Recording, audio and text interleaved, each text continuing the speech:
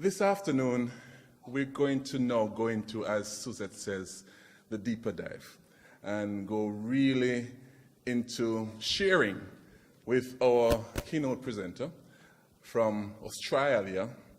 And he has been here from Monday evening and been with us, from Sunday evening actually, and been with us. And Ms. V and myself have been with him, and he has shared so much. We have promised him to give him an honorary Jamaican position after this, especially if he promises to come back next year for a month to stay with us and so on. Coming to that though. But he's from Queensland, Australia, and you can read up on him in the conference book. But I just want to point out a couple of things. One, he was moved from a bank teller to being the youngest bank manager to the head of sales and service at Westpac. Yeah. And then he moved quickly to the CEO of Westpac Financial Services, and while he was there in 5 years, he was able to move profitability some 425%. He's the author of the best-selling book, The People Pill, and he will tell you that core to moving that profit margin from 425% in 5 years was his employee engagement strategies. Apart from being an excellent business coach and a guru in the field, he's also an athlete. And he tells me that in his better days he played cricket. And before cricket left him, he went into college. He was pretty good at it. We are still arguing who is the better team now between Australia and West Indies. I'm not sure that's so much of a robust discussion right now, to be honest. But I promised him that if Australia wins the Ashes in England, we will organize a match between West Indies and Australia right after that, and we can determine. Right, okay. Moving right along. Ladies and gentlemen, of the many accolades that we can flourish and substantiate Ken with, I think what we have found out in the last couple of days is his ability and his willingness to share, to be open and to share his experience and knowledge with us. And that has certainly endeared him to us as part of our JVDC team. And I believe it will to you as well this afternoon. Ladies and gentlemen, without further ado, Mr. Ken Wright. You're going to set the computer. You're going to set this up. Okay. I want you to think about the best boss you have ever had, or the best school teacher. And why was that person your best boss or best school teacher? Usually it's about how they inspired you, they developed you, you trusted them, and they cared about you. They were a great human being. What we're going to share in the next couple of hours are many hints and tips that you can do as a leader to make your people trust you, show them that you care, and develop and inspire them. So they're going, wow, they're the best boss I've ever had. That's our aim. And what I'd like you to do as we go through this, just write down things that you can do immediately. I want you to take away 3 or 4 things that basically cost nothing, you can implement immediately, and they'll make a huge difference to the engagement of your team. And what happens when you engage your team?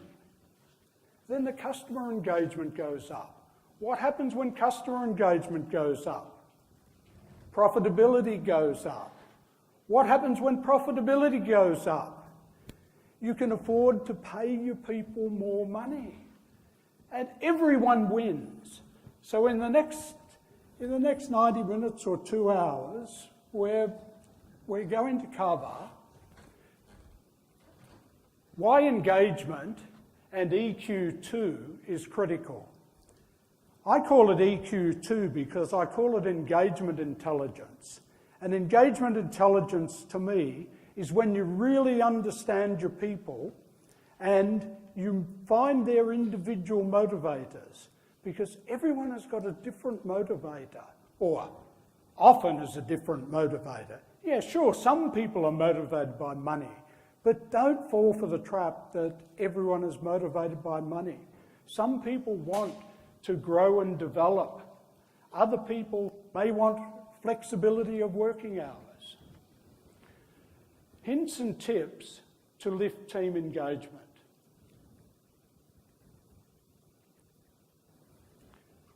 Achieving your intentions, business and personal.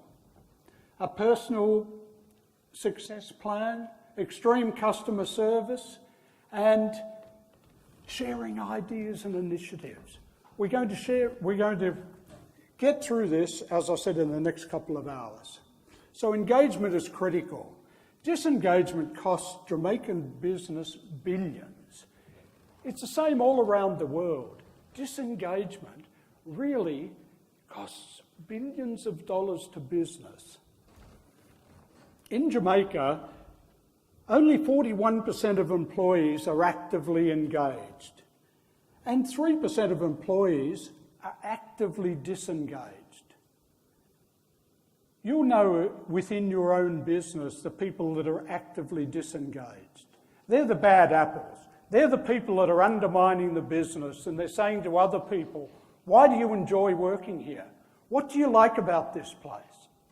And what we need to do, I know you've got from the JBDC surveys, there's 75% of people engaged, but 41% are actively engaged. Now this is pretty much the same all around the world. And what I find, when I do surveys, I find there's around about 50% of people that are either actively engaged or actively disengaged. Around 50% of people in total.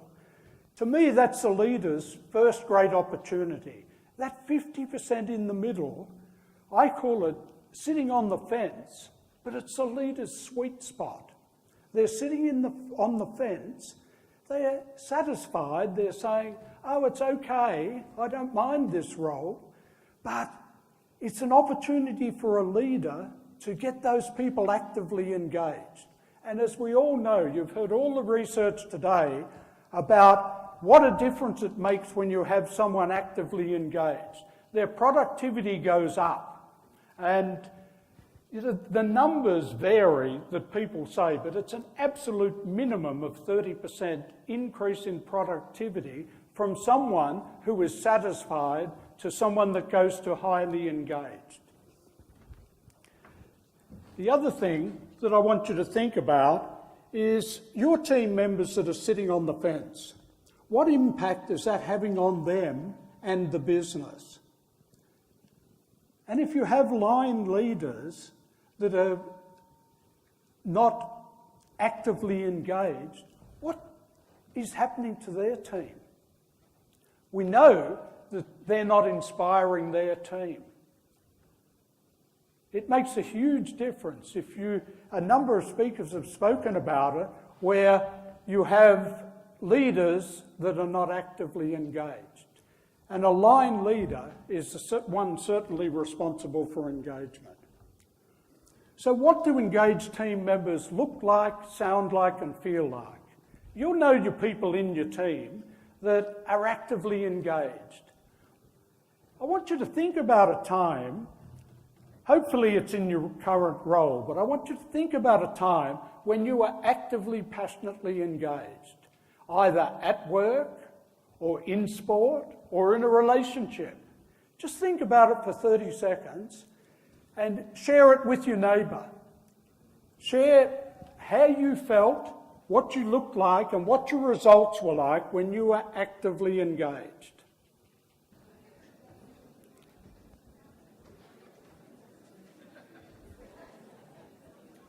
Okay, that'll do us, but hopefully you got that feeling of how you were actively engaged. I want to talk about an intrapreneur versus an entrepreneur. Now, I was successful in the bank to become, the youngest bank manager, youngest general manager, etc. And I did that because I worked as an intrapreneur. I've really never been an entrepreneur. An entrepreneur, obviously, is someone that puts a lot of money into a business and challenges themselves to go out there and create a business. And there's a lot of risk involved with that. But if you're working in an organisation, you can work as an intrapreneur. And an intrapreneur is someone who works as though they own the business, as though they have invested in the business. And you will stand out from the crowd because not too many people do that. When I worked at Westpac, there were over 30,000 employees there. And there was probably a really small percentage of them that were working like an intrapreneur. Why do some people stay in a role when they're offered more by a competitor? Or why do some people leave an organisation and go to a similar role for less money? Has anyone ever left a role and gone somewhere for less money? A number of you have. I certainly have. Why do we do it? Obviously because we weren't satisfied even, let alone engaged in that business that we were in. I have a quick story about my youngest daughter. My youngest daughter, Renee, was fortunate when she went to university. She got extremely high marks, and a law firm in Melbourne, in Australia, targeted the top 1% or 2% of law students, and they paid them a huge amount of money. They paid them about 25-30% more than their competitors. And these people that had been to university for 5 years, they thought that, wow, this is absolutely fantastic. I'm earning this huge amount of money from this firm. When she joined them, she was one of 37 people who joined them.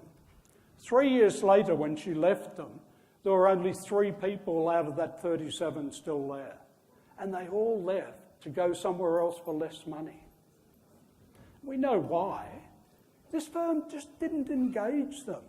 This firm thought engagement was having them work back late at night. We all know that we have to work later sometimes when there's a lot of pressure on and things like that. We have to work longer hours. But this was consistently working longer hours, and they thought engagement was buying them dinner and then giving them a cab voucher to get home and come back at 7 o'clock in the morning. To me, attitude is everything. And as a leader, we can't afford to let our attitude be lax. Because if our attitude drops away, how can we inspire our people? I don't know who said it, but someone said, a flat battery cannot jumpstart another. And how true is that of a leader? Sure, you don't have to be jumping up on tables and things like that, but you have to have a positive attitude. This guy here, Keith Harrell, when my wife and I lived in America, he was one of our great friends. A 6'7" African-American guy, ex-college basketballer that was just a brilliant speaker. He was known as Dr. Attitude. And unfortunately, a few years ago, he contracted cancer. And his attitude was such that he went downhill really fast, but he had this attitude because a firm had booked him for their huge event, and they'd booked him about 18 months previously. And there were 8,000 people at this event. And he was going to do that no matter what. And he attended the event and did his presentation, which was absolutely brilliant, but he did it from a wheelchair, and he died 2 days later. And that was the type of attitude that he had. I feel this video clip says a lot about attitude.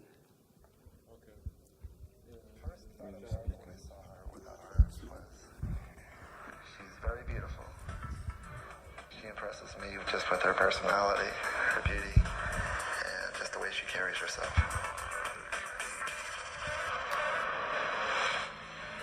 The two got married, and like a lot of young couples, Barb and Mark began thinking about raising a family. But would Barb be able to handle all the responsibilities that come with raising a child?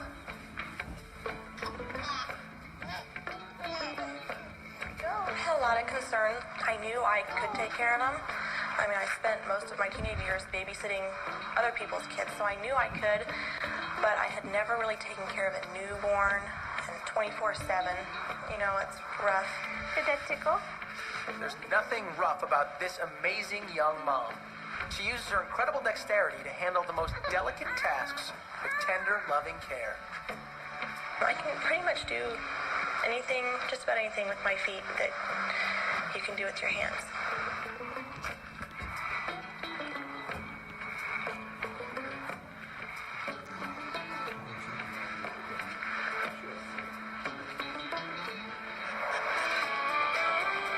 Barb doesn't have time to dwell on her differences. Most people can't seem to get over them. Even a night at the movies can turn into a challenge. I get some strange reactions. Went to the movies and handed my ticket to the guy, and he didn't want to take it because he didn't want to touch my foot.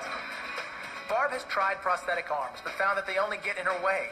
And while she's comfortable without them, there are special considerations when using your feet, like hands. If I'm going to be walking around outside, then I'm going to eat. Of course, I'm going to go wash my feet first. And now, with taking care of her family and running a small business from home, Barb is busier than ever.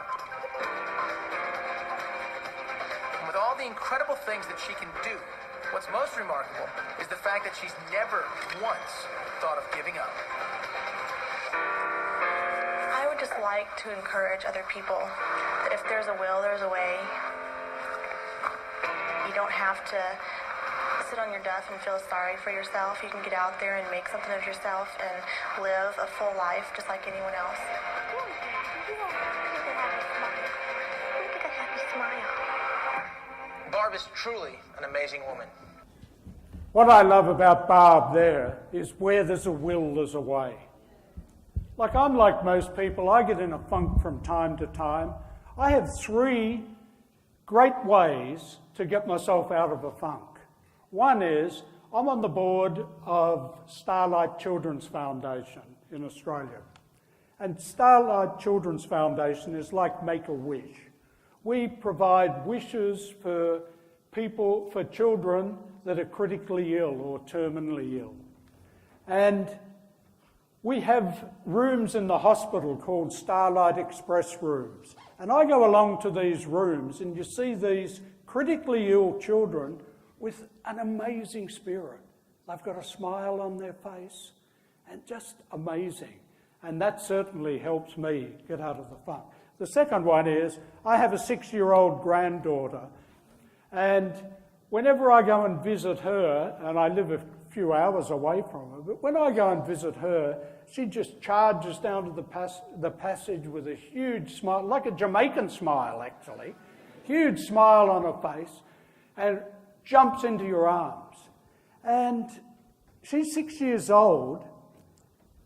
She was born with severe reflux, and she hasn't eaten or drank anything by the mouth. She's been tube fed for those 6 years. And she spent most of her first 4 years in hospital. She goes to school now, and we're confident that there's going to be, progress with her to be able to start eating. But she's tube fed with a button. but what an amazing spirit she's got.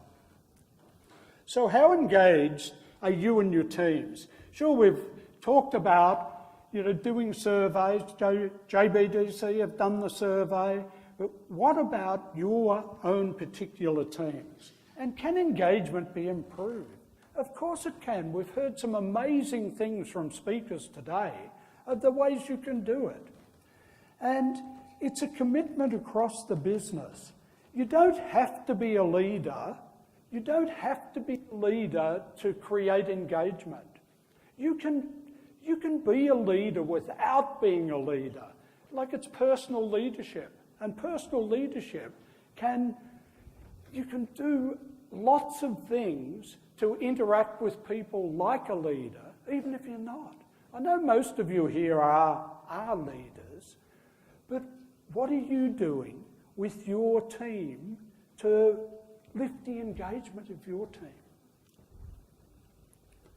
So how is high engagement achieved? Red Balloon, a business that I work with in Australia, the lady that took that over about 5-6 years ago, when she took it over, people may say that type of business was easy to get high engagement because it's an experience. You buy experiences from that Red Balloon business. It might be a hot air balloon ride or all different experiences like that. But when she took it over, the team engagement was a little over 70%.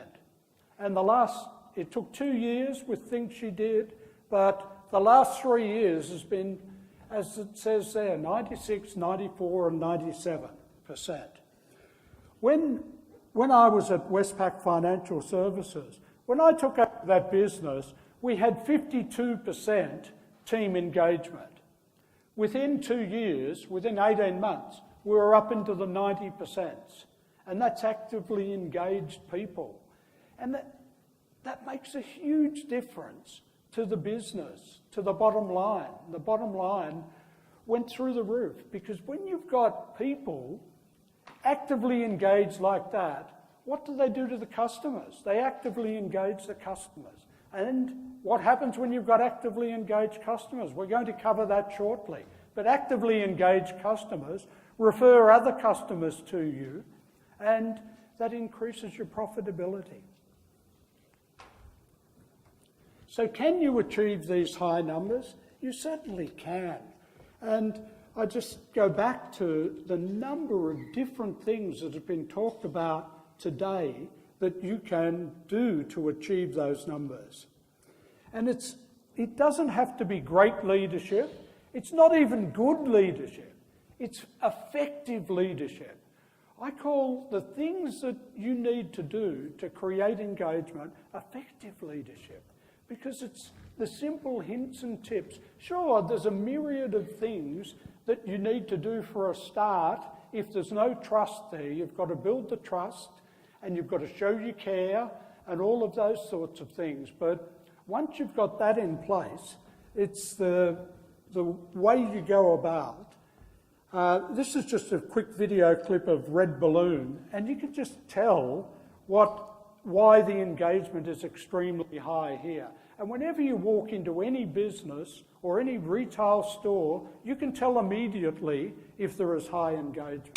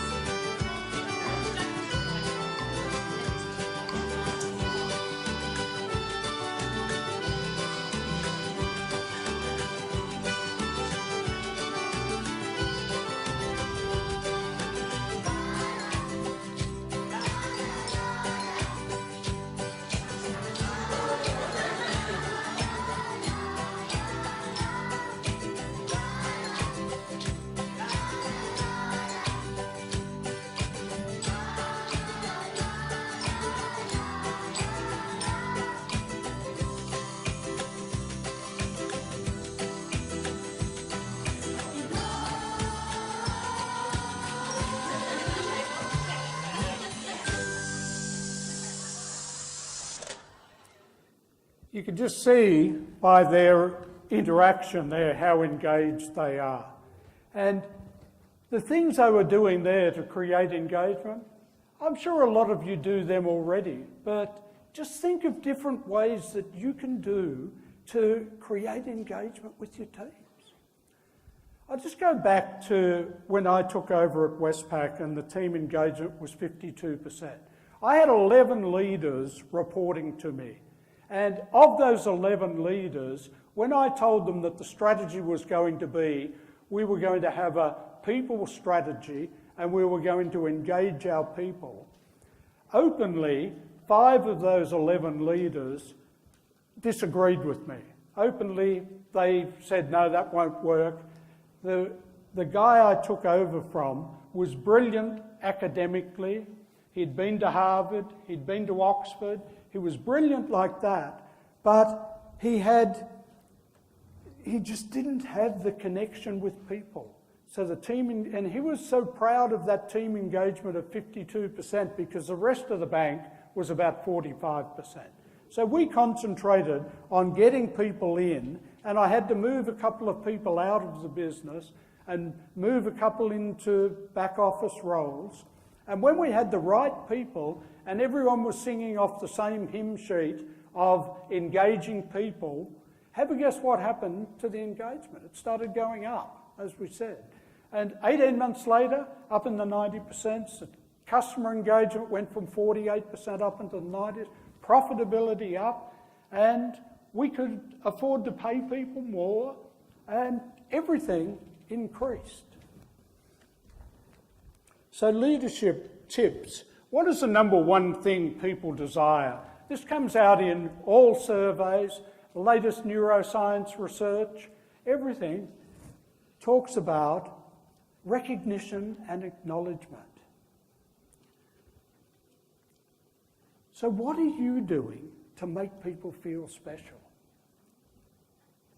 If you're a line leader, when you talked about the best boss you ever had, it wasn't the CEO in the business, it would be someone that you reported directly to. The same as the school teacher, it's not the principal of the school, it's someone that had direct interaction with you.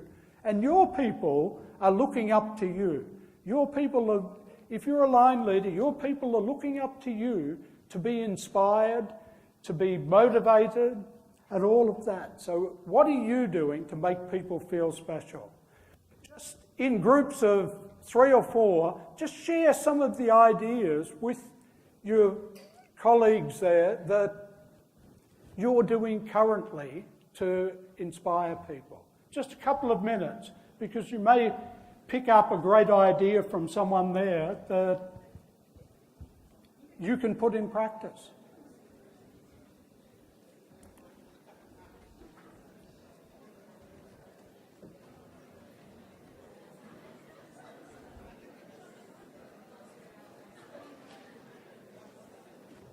Okay, thank you.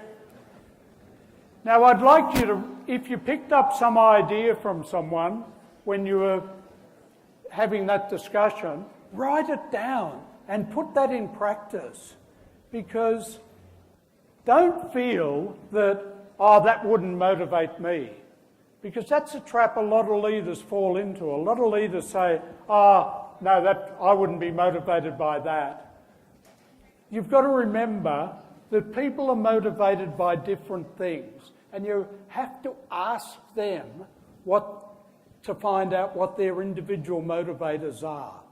And as I think I mentioned earlier, that once you find out what those are, I call them the hot buttons. And then, yes, for some people, it may be money, but don't fall into that trap of that often it's money. There can be heaps of different motivators. These are some of the things that I did when I was a leader. One, I really put a lot of emphasis on handwritten cards. I used to send out about 100 a month, handwritten cards. They have to be specific, authentic, and timely, but they're really powerful.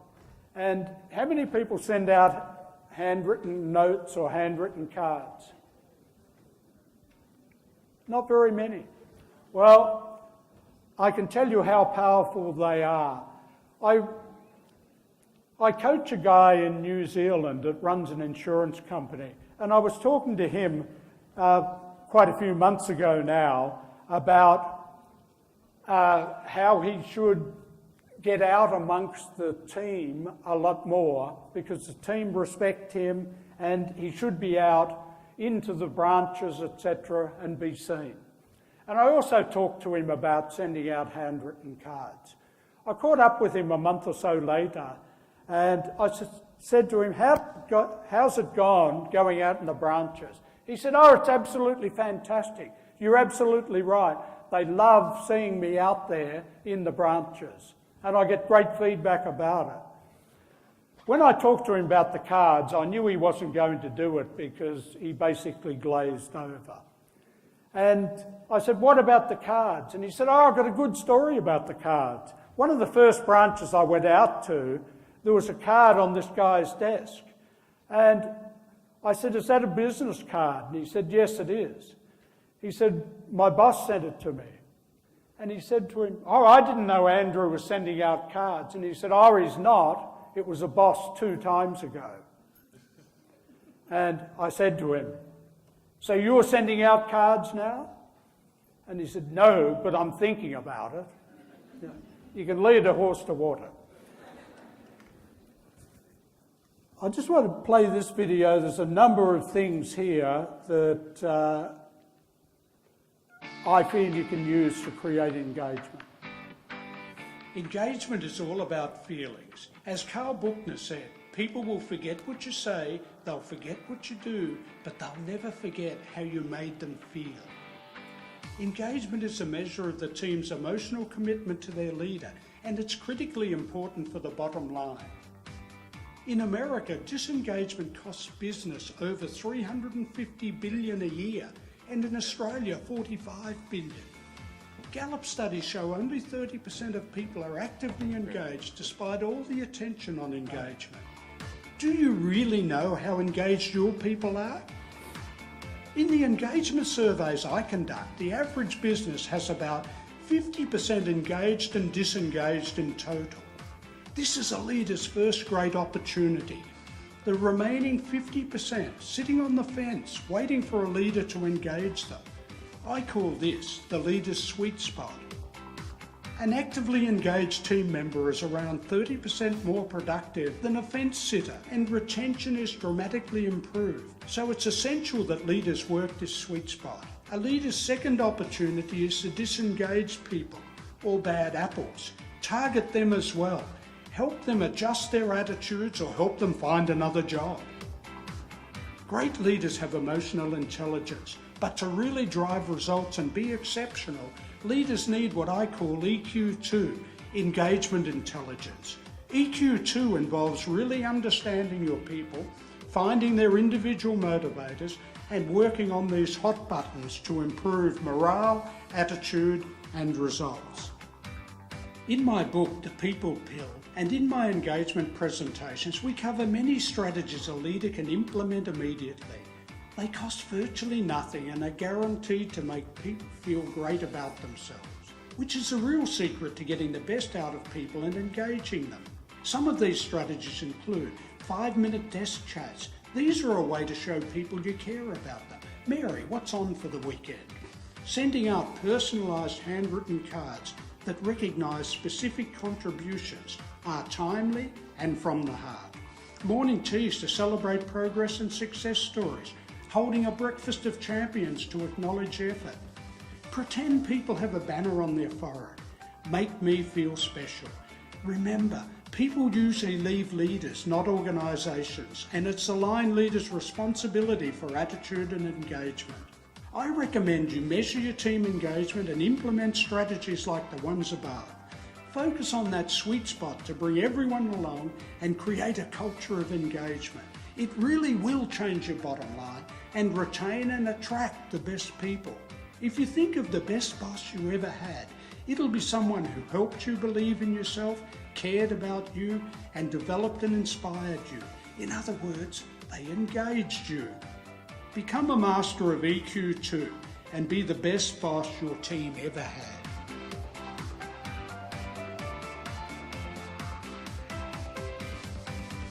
I'm sure you're doing a lot of those things now, but like when you shared before, and anything that you may have done in the past but have stopped doing, or you may have known a leader in the past that did something that comes back to you. What I find is that when we're under pressure, when we're extremely busy, one of the first things that we stop doing is the engagement of people, the acknowledgement and recognition. And acknowledging and recognising people, all of the reports tell us that we should be doing it every 14 days. Every 14 days we should be recognising and acknowledging every person on our team. If you're not doing that, start doing it. And when you get under pressure, don't stop doing it. Because when you're under pressure, your team is under pressure as well. And that's when they need more recognition than ever. They need that recognition and acknowledgement when they're working harder. The 5 S's of attitude and engagement.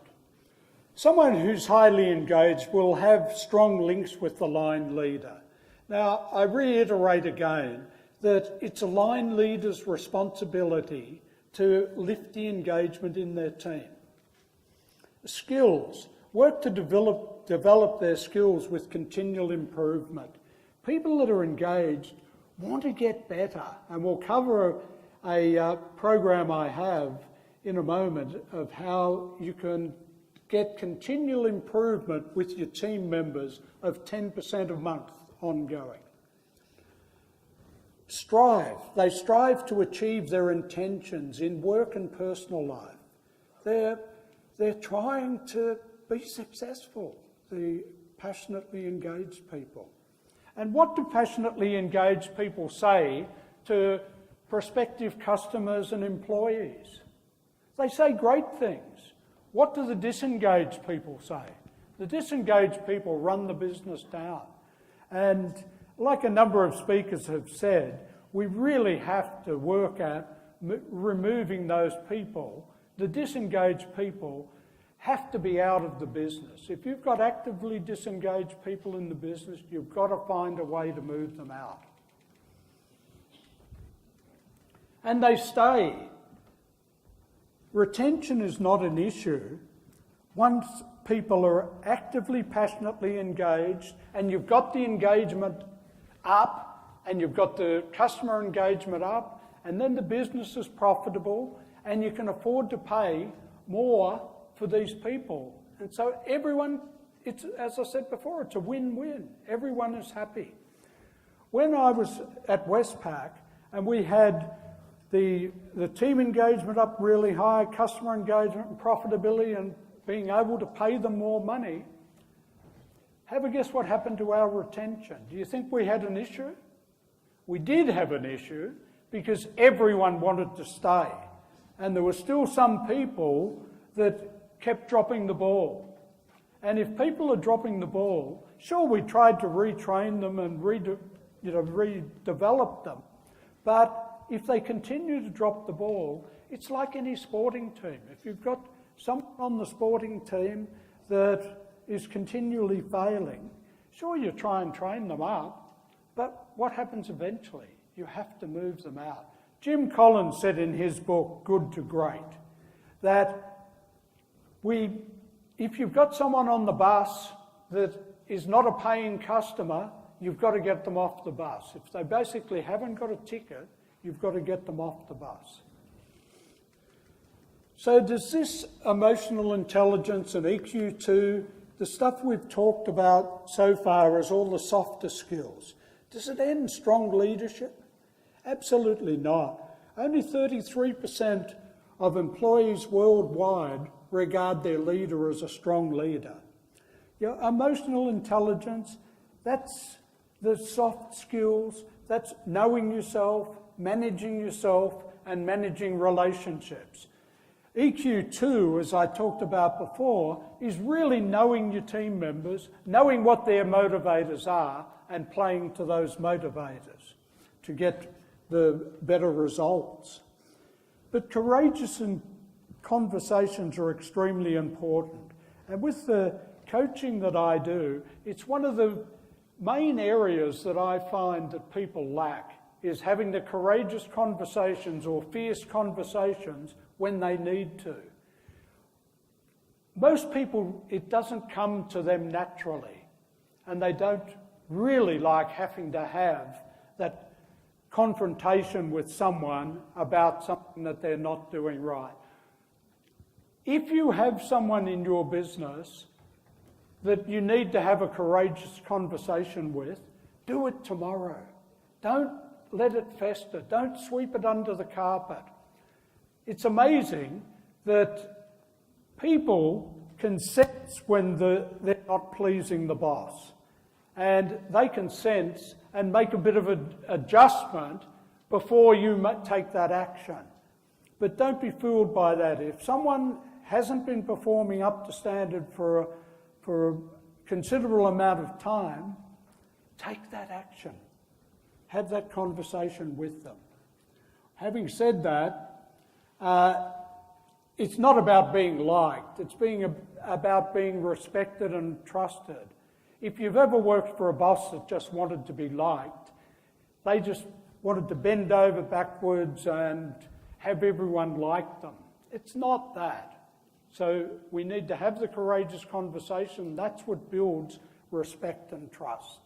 Having said that, this is not strong leadership.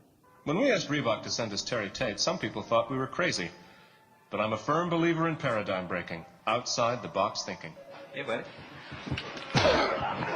Break was over 15 minutes ago, Mitch! And since Terry's been with us, our productivity has gone up 46%. We're getting more from our employees than ever before. You know you need a cover sheet on your TPS reports, Richard. That ain't new, baby. Hey, Terry. Hey, Janice. But what's really impressed me is how Terry's become part of the Felcher family. He fits right in here. That's a long-distance call, Doug.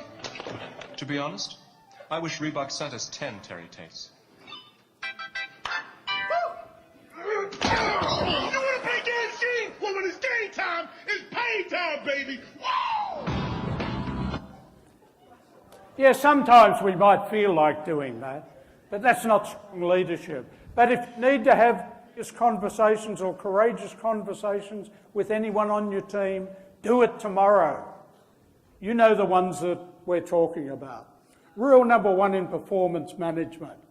Ensure team members know exactly what is expected from them. Have an expectations meeting with them. And accountability is the key. Don't be afraid to hold people accountable to higher standards.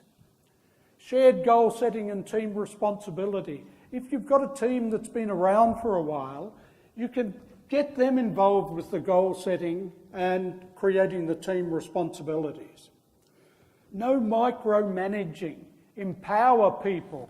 Empower people to do things, and people will do great things. When I took over in around about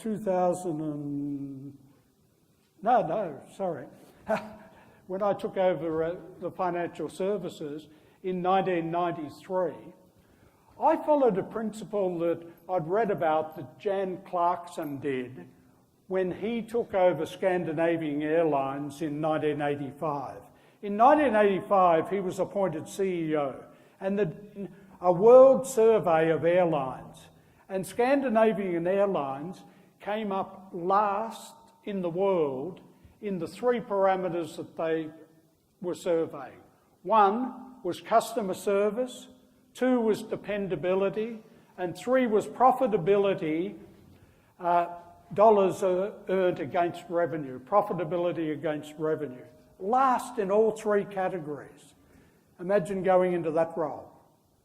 Well, he thought it's only up from here, and he had over 20,000 employees. And he had a vision that customer service would change the airline around.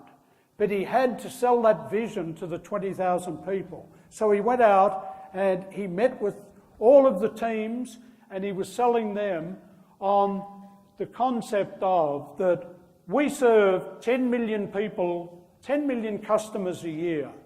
On average, each of our customers have interaction with 5 people in the airline. It may be a ticket seller, it may be a ticketing agent, it may be a bag service, it may be the captain, baggage service or whatever, but 5 people have interactions with their customers. And each interaction is 15 seconds. So they had 5 people seeing these 10 million customers for 15 seconds. He saw it as 50 million opportunities, 10 million by the 5, 50 million opportunities to create magic moments for customers in those 15 seconds. And that's what he sold to the team. He sold to the team how we can do this with our customers and turn the airline around. 14 months later, there was another survey done, airline survey, around the world, and Scandinavian airlines were number 1 in all those 3 categories: customer service, dependability, and profitability against revenue. Amazing. He sold that vision to the team bought into it, and the team created those magic moments for customers. And he empowered them. He gave them authority to deal with customer issues, and sure, it was up to a dollar figure that he had set, but they could deal with those customer issues on the spot and just created that great customer environment. I know a couple of people have talked about rewarding at 80%, etc. I regard less than 100% totally unacceptable. And the reason I say that is that I don't believe in the BHAGs or the big, hairy, audacious goals. I find, in Australia anyway, there is so much stress put on people because you have targets, stretch targets and targets right up here that basically no one has ever achieved. And people are pushing and pushing and being pushed and pushed to try and get these stretch targets. And invariably, there might be 4 or 5% of people achieve those stretch targets. And I find, and I've found it in Australia anyway, it works so much better if we have a realistic target, something that is a target that will help the business be successful, but we set that target and you encourage people to get to 100%. Because in my mind, 100%, you feel like a winner when you get to 100%. But if you're getting a stretch target given there and you're only getting 75, 80% or 85% of that stretch target, you don't really feel like a winner. R&R program. For the people that were dropping the ball, I had what I called a rehabilitate or release program. And we worked really hard to rehabilitate the people. The focus was on rehabilitation. But if they were going to continue to drop the ball, we released them. We didn't keep people, we couldn't afford to keep people in the business that kept making the same mistakes. Having said that, though, I did a presentation in America a couple of years ago now, and the leader who introduced me when I was doing the presentation introduced me in totally the wrong way. He said, "Oh, Ken's an expert on team engagement, and boy, don't we need him. 80% of this team is not making targets." And he turned to one guy and he said, "Chuck, you're an ex-NBA basketballer and a new member of the team. What would happen on your team if 80% of the team weren't cutting it? Chuck thought for about 10 seconds and he said, sorry to say this, boss, but we'd sack the coach. And that's what should happen, shouldn't it? If you've got leaders that, yeah, sure, if you're a new leader and you've gone into a team that's not performing, but if you've been there for a couple of years or 12 months and you've got 80% of your team not cutting it, whose fault is it? Rule number 1 in personal performance. When they know exactly what is expected, it's their responsibility to deliver. As a leader, it's our responsibility to make sure they know exactly what they have to deliver. But once they know, whether it's a leader or whether it's a team member, once you know what is expected, it's your responsibility to deliver. You're accountable for the actions and results you take, whether you're a leader or whether you're a team member, and personal responsibility to achieve those objectives. Engaged people, we've talked about that, are passionate about team and customers. They focus on what they control and accept that change happens. There's huge amounts of change going on, and do you think it's going to get any slower change? Absolutely not. It's going to keep multiplying how things change. Take a wider view and aim to remove silos. I see a lot of businesses where business units don't interact closely together, and we'll talk about customer service in a moment, but the customer service starts at home, the internal customer service. So if you've got silos that they're not interacting together, you've got to change that. If you're thinking about anyone that's a passenger in your team, you've got to take action with that as well. You've got to have a talk to them about it. I know there's all HR principles and everything else you have to do to go through to manage someone, but you can do it. I've had many people leave the business after I've had a coffee chat with them and encourage them to look for a better opportunity. Because if someone has got a bad attitude and the results are not good, if you sit down and talk to them and you ask them, you cannot be happy in this role. You cannot be happy. You come to work, you spend so much time here, and everyone knows you're not happy. So what if you had your ideal opportunity, what would it be? What would you be doing with your life? And then, if you can, help them find that.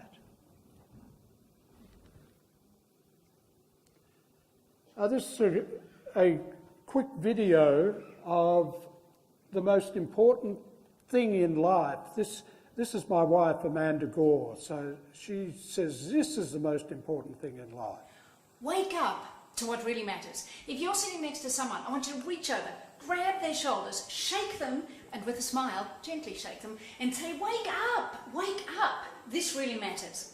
Because we are living lives of habits and patterns ruled unconsciously by fear.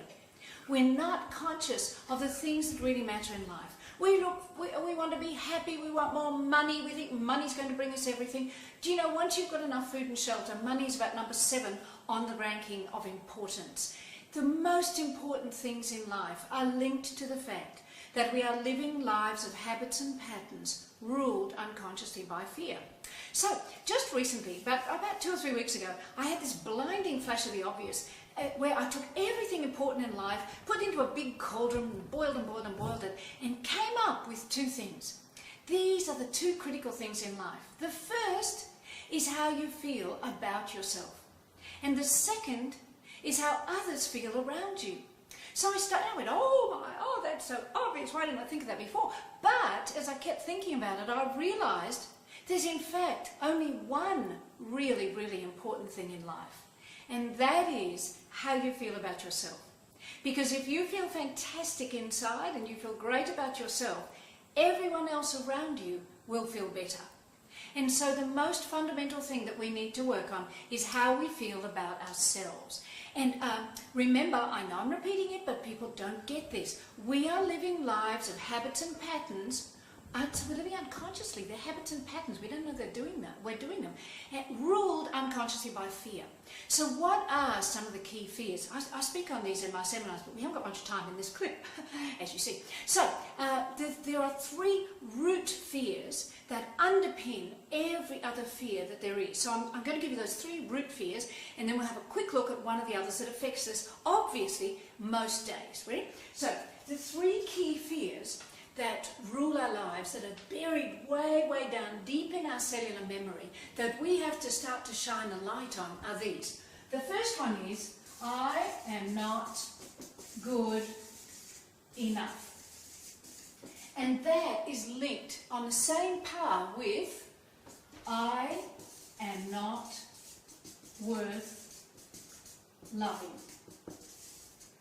Those two pretty much fundamentally affect almost every person. No matter how fabulous your parents were, no matter how fabulous your childhood was, as 2 and 3 year olds, we don't know what's going on. So it can be like, we tell ourselves a fairy story about something that happened. My daddy didn't give me a lollipop when I was 3, and so I'm not worth loving. When we start to dig into these deeper fears, we realise with an adult maturity and approach and perception that they're not valid. But we don't know that. They're already so deeply embedded that I didn't even find out about this till I was 50. I'm still working on it. So, this is the first one. The second is a deep fear that we are unsafe in some way. And I still think that this fear ties back into one of these 2 anyway. And then the third is a fear of death. These are the 3 key fears that people deal with, I believe, at the root of all their issues in life, which are mostly habits and patterns. If we were aware of these habits and patterns, we could change our behaviour much more quickly, but we don't realise we're doing them. So One of the key things there is a lot of the people on your teams will feel that they're not good enough. And a lot of people, when they go into leadership roles, they feel the same thing, that they're not good enough. So you have to be very careful when you're dealing with your people, and it's about giving them the belief, encouraging them. I feel one of the key things that a leader needs to do is build belief in their people. As I said earlier, having the belief that you can achieve something is more important than the ability or the skill. So feedback, positive and constructive, we've talked about that. This Dr. Rick Charlesworth, an Australian who coached the Australian hockey team to a few gold medals as well. But many people would rather be ruined by praise than saved by constructive criticism. I know that's true in Australia. Everyone wants feedback, but they ask for feedback, but they want great feedback. They don't want constructive criticism. And that's a way to grow and develop. What about sincere compliments?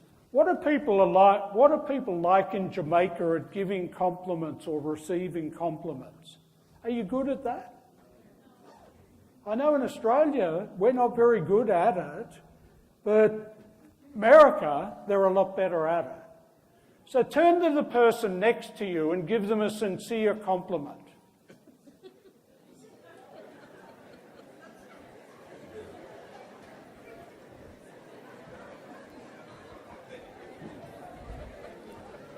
I think you're doing a magnificent job with JBDC. Yeah. And the way you support Valerie, and she has no fears of someone stabbing her in the back or anything. Yeah, it's fantastic. Well done.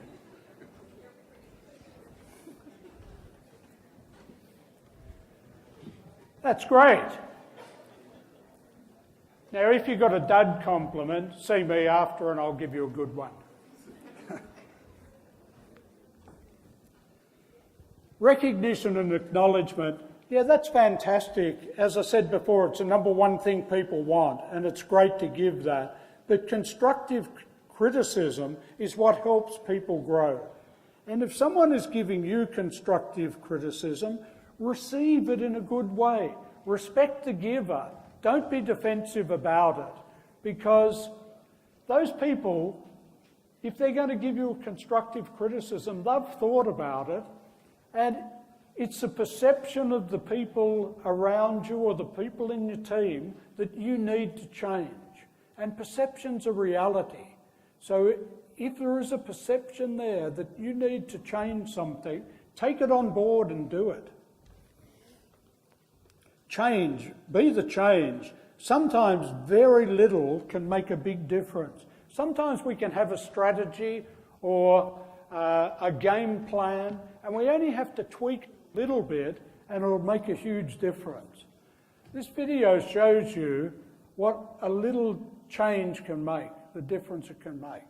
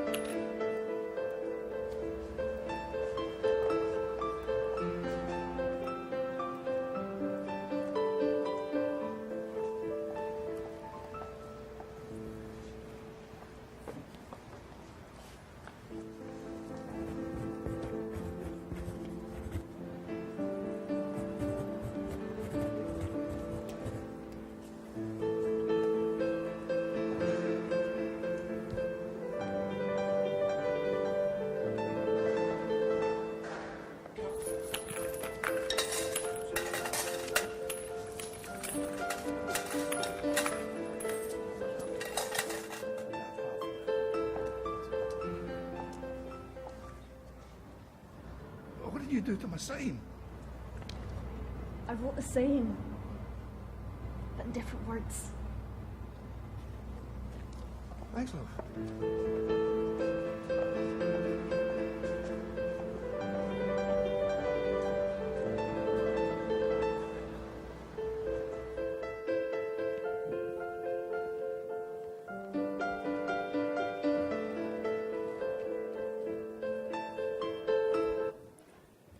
When you're dealing with your team, just a little bit of a change in the words you use can make a huge difference. Now, if someone said to me, you can only do one thing that you did as a leader, this development plan is what I would choose to do. I feel this made me successful as a leader. Sure, there's a myriad of other things, but if I had to pick one thing, and I call it a personal success plan. And you decide on the skills and attributes needed to excel in your role. Whether it's a leader or whatever your role is, you decide on the skills and attributes that you need in that role. If you put yourself in the frame of mind, if I was leaving this role and had to recruit someone into my role, what are the skills and attributes I would be looking for? The second thing I would do with it is you think of a role model in each area. Just say you had attitude or product knowledge or emotional intelligence. You think of a role model in each one of them. In attitude, you think of someone who would be a 9 or 10 in attitude, someone who's excellent at it. And then you honestly rate yourself where you are out of 10 in attitude. And you do the same things through all the skills and attributes that you came up with that will make you successful in your role. I've done this with all of the teams that I've worked with. I have a business coach I work with in America, and I do it with him. I suggest, if you do this, that you link up with a buddy or talk to someone, one of your friends, that will hold you accountable to do it. So you honestly rate yourself in each skill or attribute, and then you select a skill or attribute to work on in the next month. And the aim is to increase it by 10%. You pair up with a buddy to keep you honest. Morale, motivation and results will be enhanced. You've got to keep doing it on a monthly basis, but you pick that one skill or attribute and it's just that ongoing continual improvement. The detailed process is in a chapter of my book. My email address is in the conference handout. There's a page in there that's got my details on it. And if anyone wants a copy of that, just that paragraph, email me and I'll send you a soft copy of that paragraph. Extreme customer service. We're going to finish at about 5:30, so about 30 minutes. Extreme customer service. Customer service experiences. I want you to think about a time where in the past 3 months, where you've had a customer service experience that you've gone, wow, I can't wait to tell my family or friends about that business. Has anyone had an experience like that? Anyone? Okay. Could you tell us about it? Have we got a... Oh, where's that mic?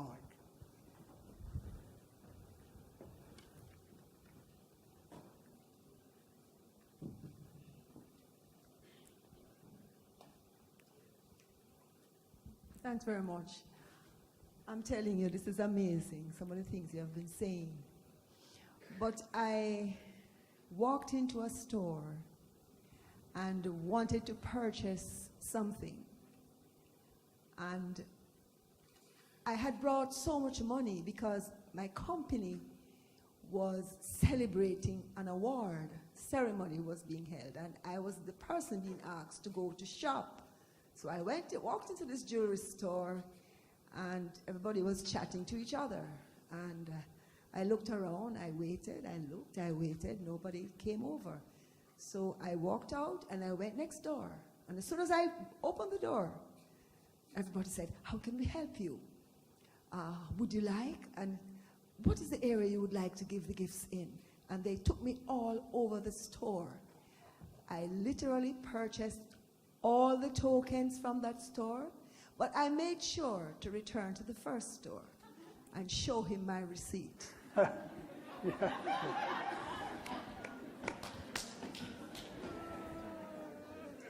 And have you told people about that? Yeah. Referred people to it? Yeah, exactly. And that's what happens. When we have a great experience, and unfortunately, we're not having those great experiences as often as we should. So it's not hard to stand out from your competition. So you need to do what your competition's not prepared to do, because not many people are out there giving great customer service. And if you can do it, you will set yourself apart. And it's not just external customers, it's internal as well. We need to work with those internal customers. As I said before, we need to try and remove those silos. Work internally, any internal areas you work with, and then if you deal with external customers, obviously work with them as well. Have fun with them. People love to have a bit of fun. Everyone can explore wow factors. I call it a wow factor when you really get some extreme customer service. When I wrote my book, I wrote a chapter in it about wow factor, etc. And when I wrote it, the publishers in America told me, you can't write about the wow factor. Tom Peters wrote The Pursuit of Wow. Ken Blanchard wrote Raving Fans. It's all been done, you can't do it. And I said, well, my dad taught me about the wow factor about 40 years ago. And my dad was a butcher in country Australia. And he gave great service. And in the area that I lived, a rural area, the three core resources in that area were wheat, oats and wool. And every year we had a wow week, which was wheat, oats and wool. And had a wow week with parades and everything else. And he had a sign on his butcher's shop, it's wow week, come in and be wowed, we're wowing the customer. And he had simple things like there was a sign under the counter saying between 10 and 11 lamb chops are free. And if someone came in and they were making an order and then they said, oh, I'll have 2 pounds of lamb chops, the butcher would hold up the sign saying, wow, lamb chops are free. Just fun things like that. And I remember when I used to hang around the butcher's shop when I was young. I was about 12 or 13. And I was in there one day, and this lady came in who was a regular customer, Mrs. Stewart. And she was giving her order to my dad. And he said, Mrs. Stewart, this order's nothing like what you normally order.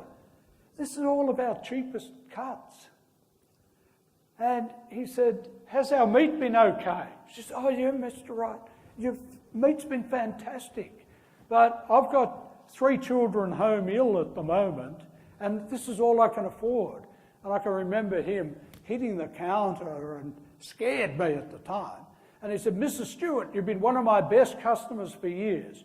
You're getting your usual meat and some steaks thrown in to get those kids better, and it's all on me this week.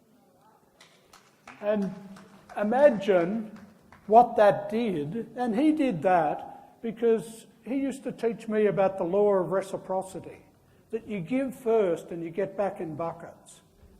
And that law applies when you're a leader as well. You give, give, give.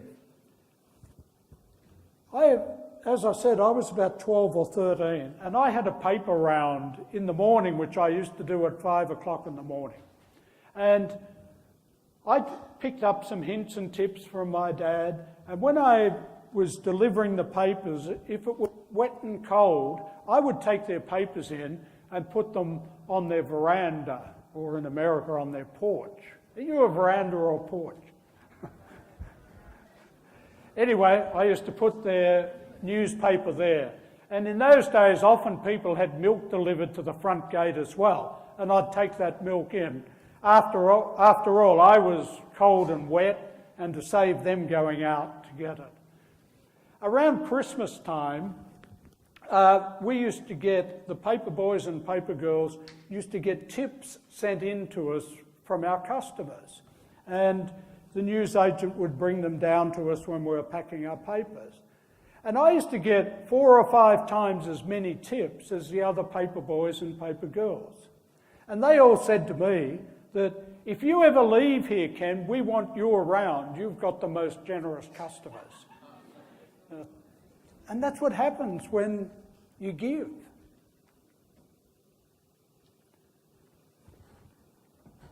So if you give extreme customer service, what's it going to do to your bottom line? We heard that story. What's happening there? You tell other people about it, they go in there. Because you've got a prospect who becomes a customer, and if they buy more than one thing from them, you might then call them a client, but they also become an engaged customer. And if they're an engaged customer, they're buying more stuff from you. And then they become an advocate, and they're telling people about it. And then they get to the stage of being a raving fan. They just can't stop talking about you. And once you get to that stage, you barely have to advertise. It's just amazing what it does to your bottom line. This customer service DVD is about a supermarket in America. At this supermarket, there was another new U-Butte supermarket built across the road, and the revenue of this existing supermarket was going down. I'm sworn to secrecy, I can't tell you exactly how much it went down, But I can tell you that what this one person did changed the revenue around to lift the revenue. Within 4 or 5 months, the revenue was higher than it had ever been, despite the new supermarket across the road.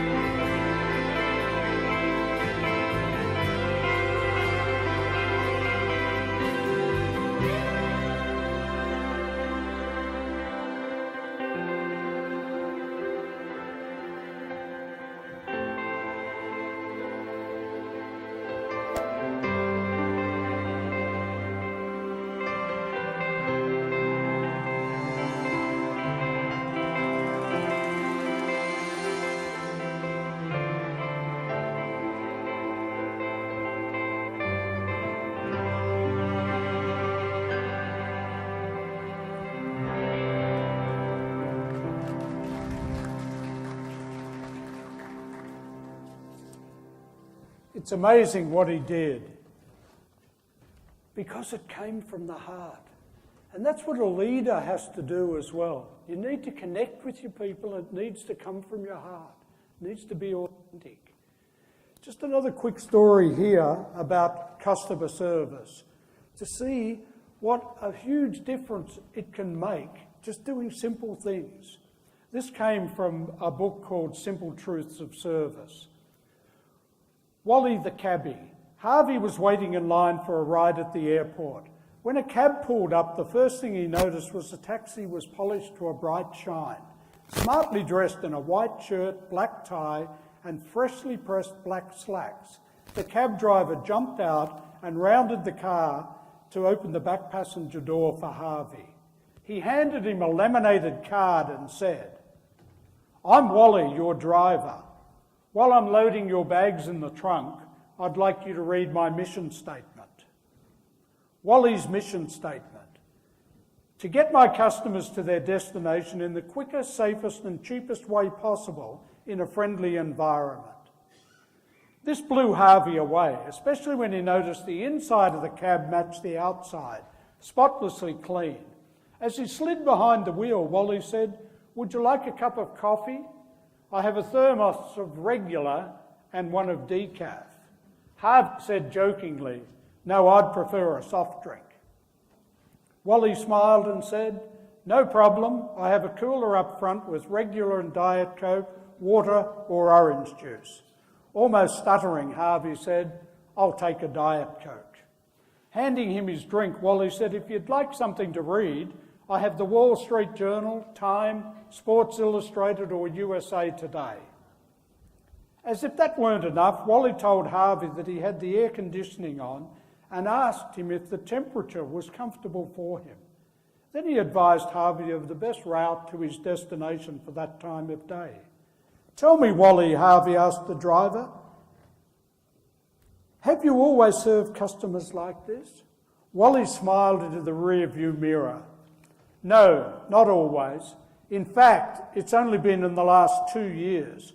My first 5 years of driving, I spent most of the time complaining, like all the rest of the cabbies do. Then I heard the personal growth guru Wayne Dyer on the radio one day. He said, stop complaining. Differentiate yourself from your competitors. Don't be a duck. Ducks quack and complain. Be an eagle. Eagles soar above the crowd. That hit me right between the eyes, said Wally. Dyer was really talking about me.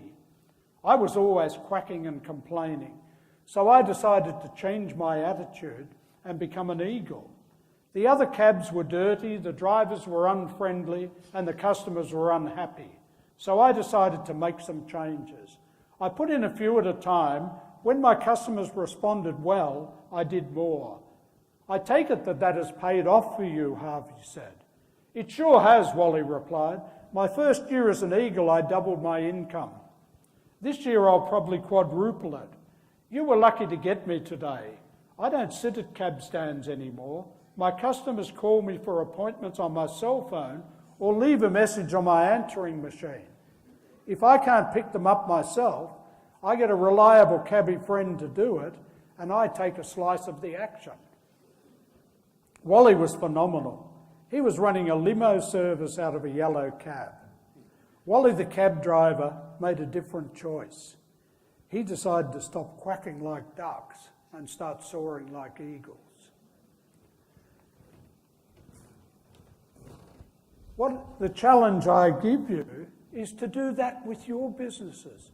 Find some way that you can wow your customers, that your customers are going to become raving fans and get people to refer to you.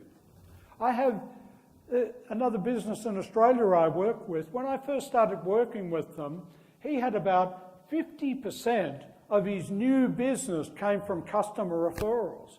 And I said to him, Dennis, that's a magnificent effort that you've got.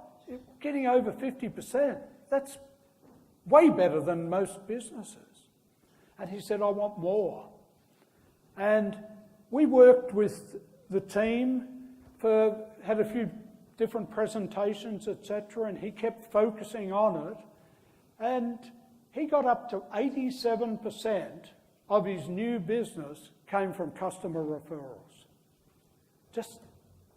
Does he have to advertise? Absolutely not.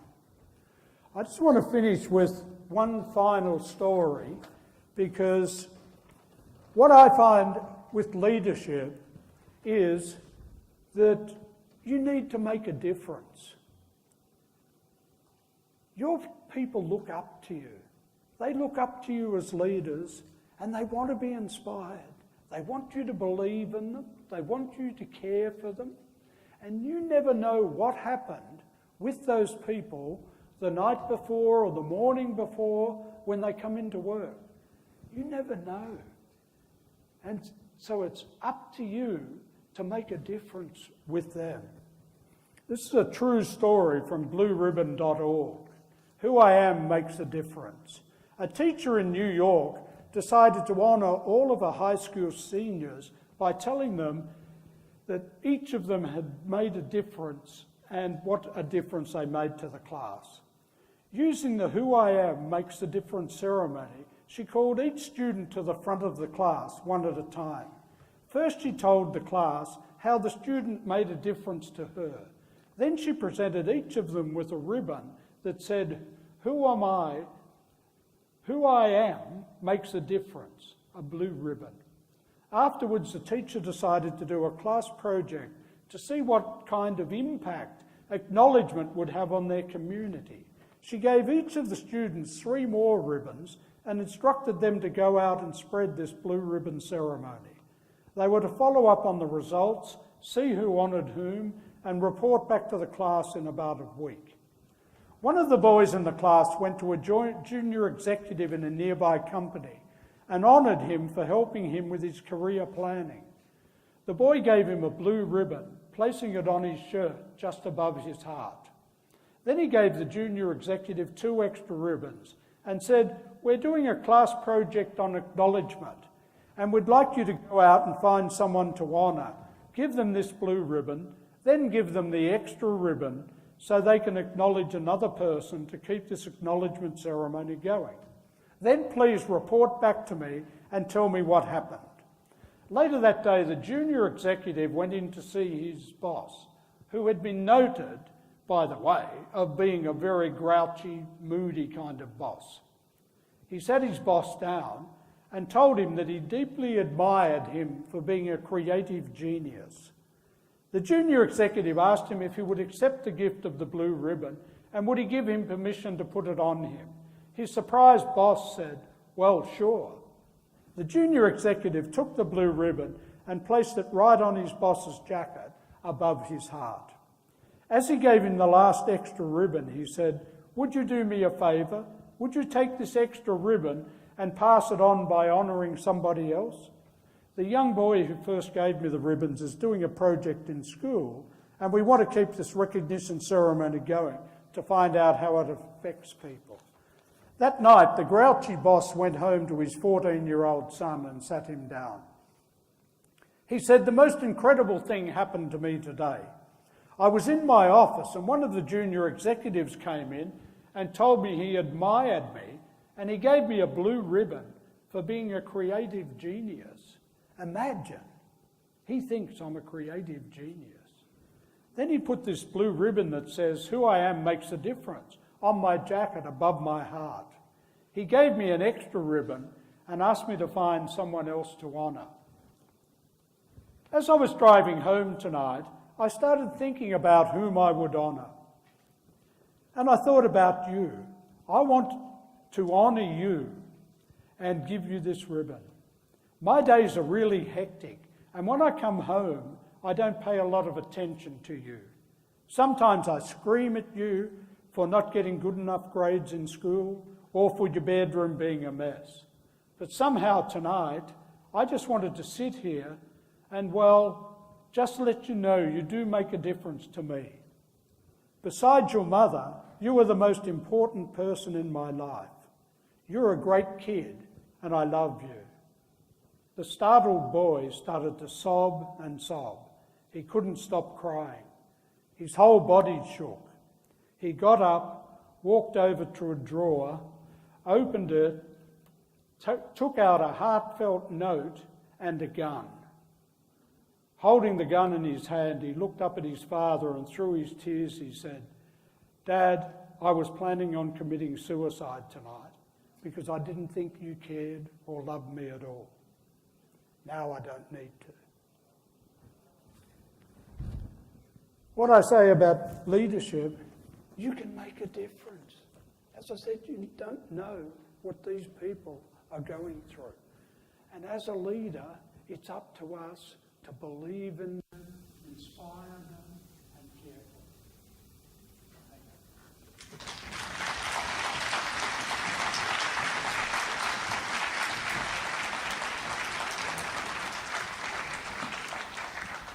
them. Wow.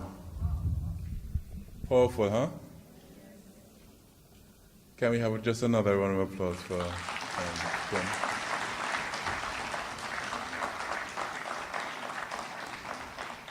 Who are we going to give that blue ribbon to tomorrow morning? You know, we heard a whole chock full of good stuff and good lessons, just good thoughts, good conversation. And we really appreciate that, Ken. I mean, I've learned so much.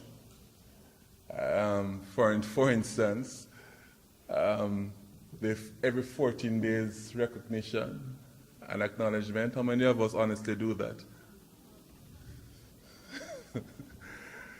Something we can start tomorrow. Sincere recognition, sincere compliments. Start tomorrow. Okay, so we are going to open the floor for some questions. I believe we probably can take, Sasha, 5 minutes, 10 minutes? Okay, 5 minutes questions. That sounds like about 2 or so questions. By show of hands, anyone has a question?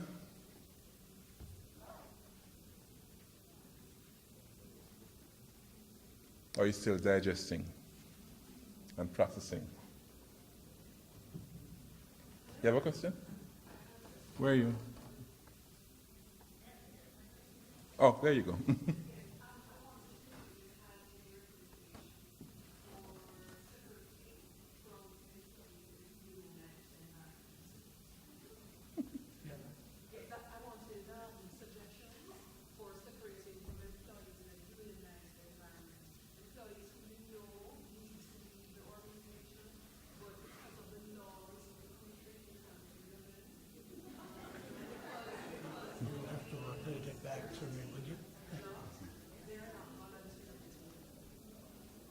Right. So she wants to know if you have any suggestions, Ken, for employees that we know we ought to be ushering out, but because of the laws of the land, you can't necessarily do so. In other words, they may be unionized or something of that nature. If you had experience where that is concerned, and how would you recommend? Yeah. How would you suggest?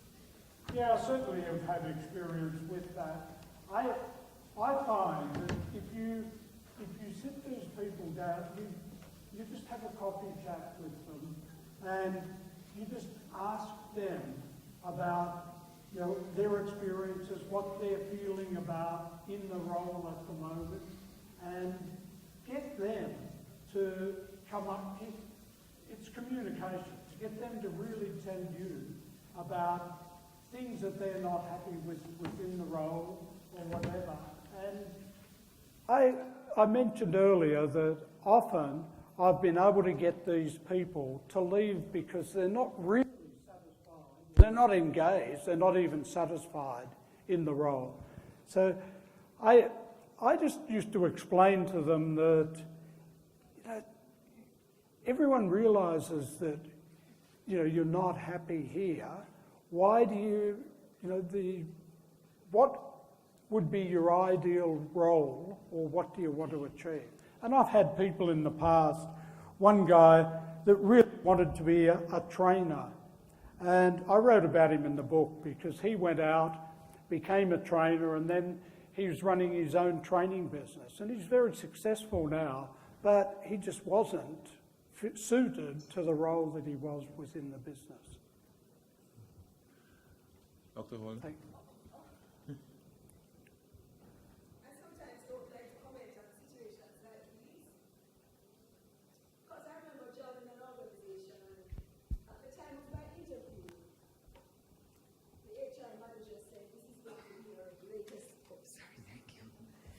The HR manager said to me, "This is going to be your greatest nightmare." Her file was about 7 inches high, and she was on her way out. Somehow, when I met her, I never got that impression. And I'm glad I'm not a person that takes a second-hand version of people. And the first week I said to her, "You're such a brilliant young lady. There's something I want to get done, and only you can do it." And it was one of the most complicated mathematical calculations. I gave it to her. She didn't know how to start, and she went and found out. She did it well. Kudos. Within another couple of months, I suggested she should go to university. She said, "You must be out of your mind." You know how long I'm working, and I just want to go home. That's not for you, Ken. You don't understand that. And then she eventually decided to go, and I got the company to fund her going. She came out with honors.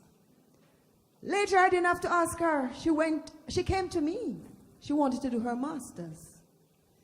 When she left that organization, she left one of the cushiest jobs. Well, actually, I say, put it another way. I'm not, as a Z, I use the word. But she got one of the most exciting jobs. The HR manager came to me and he wanted to know, what did you do to her? All I did is to just help her to realize that she was worth much more than what people were trying to tell her she was. So I agree with you, Ken, but on the other side of the journey, you can sometimes make people understand that who you think you are is not even who you are, and just coax them into being the best they can be for themselves. Excellent. Any other question? Thank you so much, Dr. Holness. I think people want to get moving, so Yeah. I will be around anyway if anyone has any individual questions that they want to ask. So. Okay. Is that it? I mean, last chance, going once, twice for a public forum question. You can take him one away. I must say also that copies of Ken's book are available. Cost is just $1,500 Jamaican dollars. And they're at the back, Ken?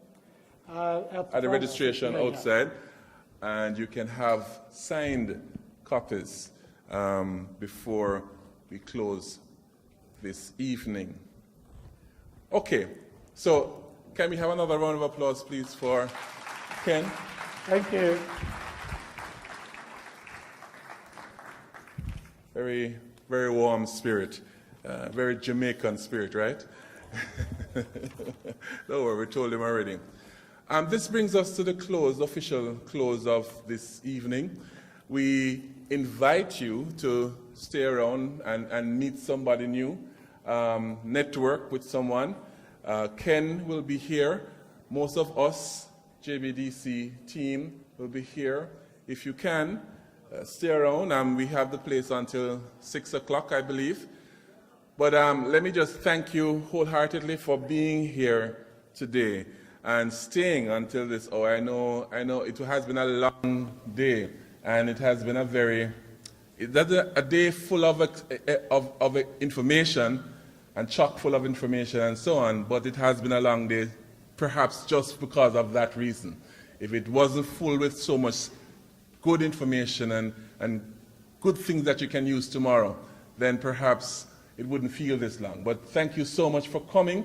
Thank you so much for supporting our inaugural Employee Engagement Conference. We want to thank all of the speakers who have shared with us since morning. Can we have a huge round of applause for them all?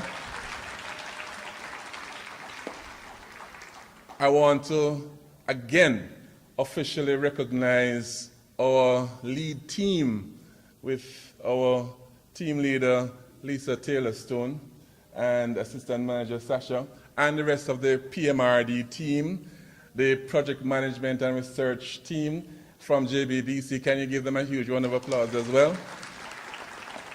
They did phenomenally well, really.